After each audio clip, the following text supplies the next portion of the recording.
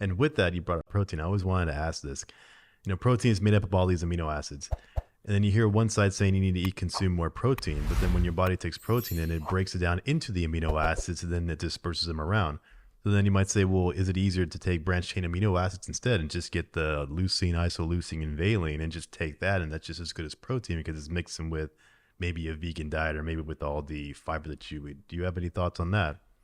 Yeah, I mean, I think there's something to be said for taking those if you need it. So the only reason why I would take probably branched chain amino acids is if I was doing something very difficult that I was going to use a lot of energy that day and I needed to gain or maintain muscle mass. So like I just did a few weeks ago, I'm doing research with a group at the Western States 100-mile run, right? So that's 100 miles from Lake Tahoe down to Sacramento. It's insane. They don't have time to digest a chicken breast from its, all of its proteins, peptides to amino acids.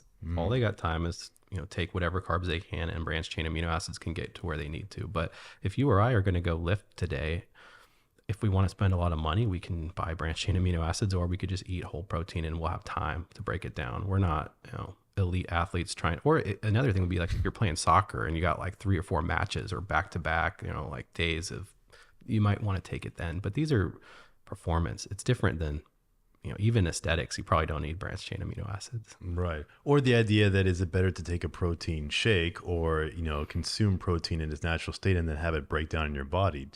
Is there a benefit to taking, whey protein isolate that just absorbs faster than it does if you just ate a chicken breast right after you work out? Yeah, I think the timing thing, it's if you're really elite, that's going to matter probably. But for most of us, it's probably not going to matter. I think the best thing about protein shakes and stuff is it's convenient. You can carry it to work and you can do it whenever you want. You don't have to have a microwave or whatever even to heat it up. So another thing is if you're trying to maintain or lose weight, think about that breaking down protein actually takes energy too.